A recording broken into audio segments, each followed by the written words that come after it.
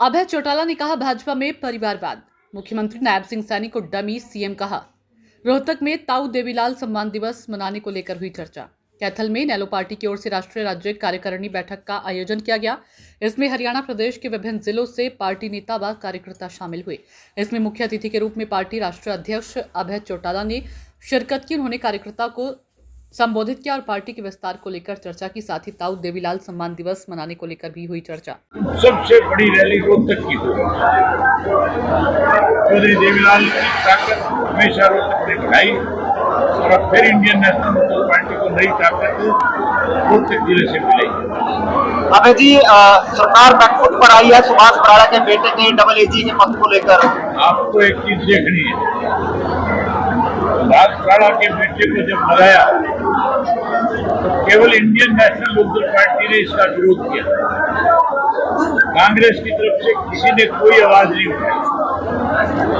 या तो इसका विरोध किया तो इंडियन नेशनल लोकदल पार्टी ने किया, या दूसरा इसका विरोध किया तो आईएएस अफसर की रिटायर्ड की जो एसोसिएशन उन्होंने किया। अगर ऐसे लोग सरकार के किसी पोस्ट पे नियुक्त किए जाएंगे, इनके खिलाफ मुकदमे दर्ज है और वो कोर्टों में खड़े होकर के दूसरे लोगों को कैसे न्याय दिला देंगे? जो खुद दोषी है, आप उनसे कैसे उम्मीद कर सकते हैं? बीजेपी कहती है कि हमने भाई भतीजावाद खत्म किया है। ये जो लिस्ट आई है इसमें मैक्सिमम लोग जो है बीजेपी के साथ जुड़े हुए लोग हैं, उनके बेटे हैं, उनके भतीजे हैं, उनके रिश्तेदार हैं, सारे वही लोग। दीपेंद्र हुड्डा ने कहा है कि चुनावों में इन्हें मनोहर लाल खट्टर का जवाब सुना था कि नहीं सुना था? मैं पूछ रहा हूँ, सुना नहीं सुना? तो फिर दीपेंद्र हुड्डा को पता लग गया कि नहीं लगा? दीपेंद्र सिंह हुड्डा और उसका बाप दोनों पिछले 11 साल से लगातार भाजपा की मदद में खड़े हैं। जब सत्ता का परिवर्तन होगा, इंडियन नेशनल लोकदल पार्टी सत्ता में आएगी। जो लूट इन्होंने अपने शासनकाल में मचाई थी, पाई पाई का हिसाब कर देना। मुख्यमंत्री डमी नहीं है, मुख्यमंत्री को तबादला करके दिखाए ना, इससे ज्यादा डमी तो हो ही नहीं सकते। अबे जी, कानून व्यवस्था को कहाँ देखते हैं? आपने भी कहा था कि एक दिन का सीएम बनाकर मुझे दो सीएम पद मुझे दो, मैं कानून व्यवस्था है ही नहीं प्रदेश में। कानून व्यवस्था नहीं है, भ्रष्टाचार चरम सीमा पे है और उसके साथ साथ